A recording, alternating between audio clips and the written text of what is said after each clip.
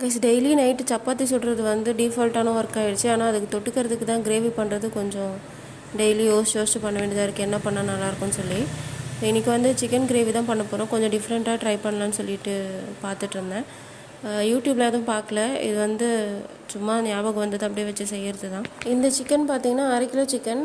இதுக்கு வந்து நம்ம புதினா, கொத்தமல்லி, அதுக்கப்புறம் கருவேப்பிலை, இது 3மே சேர்த்து ஒரு கைப்பிடி அளவு எடுத்திருக்கேன். அதுக்கப்புறம் நம்ம யூஸ்வலாக தாளிக்கிற மாதிரி தாளிக்காமல் வெங்காயம் இருக்குல்ல, அது ஒரு 3 வெங்காயம் எடுத்திருக்கேன். இதை வந்து நம்ம நீல வாக்கில் கட் பண்ணி எண்ணெயில் போட்டு டீப் ஃப்ரை பண்ணி எடுத்துகிட்டு அந்த ஆனியன் தான் நம்ம சிக்கனில் போட்டு மேரினேஷன் பண்ண போகிறோம்.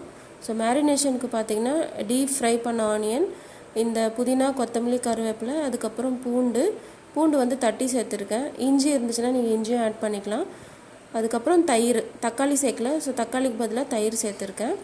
இது கூட நம்ம ஸ்பைஸ் காரத்துக்கு வந்து பார்த்திங்கன்னா வெறும் மிளகாத்தூள், அதுக்கப்புறம் தனியாத்தூள், மஞ்சள் தூள், அப்புறம் உப்பு.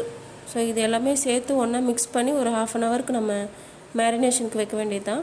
ஸோ 1/2 அன் ஹவர் கழித்து நம்ம சிக்கன் செய்ய ஆரம்பிக்கலாம். ஸோ சிக்கன் வந்து இப்போ ஊறிட்டுருக்கு, அதுக்குள்ளே மாவு பிசையலாம்னு சொல்லி பிசைஞ்சிட்டு இருந்தேன். இது பாட்டிலில் காட்டுறது வந்து நெய் கிடையாது, எண்ணெய், ரேஷனில் வாங்கின எண்ணெய், அதனால் அப்படி இருக்குது. இப்போ வந்து கிரேவி செய்ய ஸ்டார்ட் பண்ணலாம். 1/2 அன் ஹவர் ஆகிடுச்சு. இது தாளிக்கிறதுக்கு பார்த்திங்கன்னா பட்டை, கிராம்பு, ஏலக்காய், சோம்பு, இது நாலுமே எண்ணெயில் போட்டு வதக்கணும்.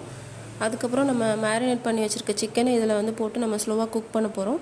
ஃபஸ்ட்டு 5 மினிட்ஸ் வந்து ஹை ஃப்ளேமில் மூடி போட்டு நல்லா கொதிக்க வைக்கணும். ஸோ ஓரளவுக்கு வெந்திருக்கும். அதுக்கப்புறம் நம்ம ஸ்லோ பண்ணி வச்சுட்டோன்னா அது பாட்டுக்கு பொறுமையாக வெந்து கொஞ்சம் கிரேவியாக வரும். இடையில எடுத்து கிளறி மட்டும் விட்டால் போதும். அண்ட் ஒரு கொதி வந்ததுக்கப்புறம் நீங்கள் உப்பு, காரம் எல்லாம் கரெக்டாக இருக்கான்னு பார்த்துக்கலாம். இந்த ஸ்டேஜில் நீங்கள் வந்து உப்பு, காரம் ஏதாச்சும் ஆட் பண்ணால் பண்ணிக்கலாம். அண்ட் இது வந்து புது பாத்திரம் இல்லையா, ஆல்ரெடி காமிச்சிருப்பேன்னு நினைக்கிறேன். ஸோ புதுசாக எதாவது செஞ்சோன்னா புது பாத்திரத்தில் செய்யலான்னு சொல்லி பார்த்துட்டு எடுத்து வச்சுருவேன். சரி, இன்றைக்கி சிக்கன் செய்கிறமே, புதுசாக தானே இருக்க போகுதுன்னு சொல்லி இதில் செய்ய ஆரம்பிச்சிட்டேன்.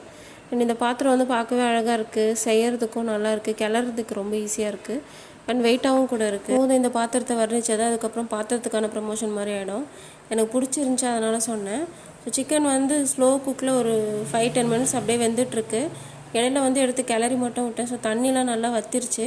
இந்த ஸ்டேஜில் வந்து சிக்கன் ஆஃப் பண்ணிடலாம். இது செஞ்சு முடிச்சதுக்கப்புறம் டேஸ்ட்டு பார்த்தேன் கடைசியாக, ரொம்ப சூப்பராக இருந்துச்சு. நானாக இது செஞ்சுன்ற மாதிரி இருந்துச்சு. சரி, அந்த ஆச்சரியத்தில் எல்லா சப்பாத்தியும் போட்டு முடிச்சிட்டேன். ஸோ கிரேவி பாருங்கள் எவ்வளோ சூப்பராக இருக்குன்னு சொல்லிட்டு, பார்க்குறதுக்கு மட்டும் இல்லை, சாப்பிட்றதுக்கும் ரொம்ப டேஸ்ட்டாக இருந்துச்சு. அண்ட் சாப்பிட்டு முடிச்சதுக்கப்புறம் அந்த சட்டியை மட்டும் பாருங்கள் எவ்வளோ இருக்குன்னு சொல்லிட்டு. ஸோ செஞ்சது எல்லாமே காலியாகிடுச்சு.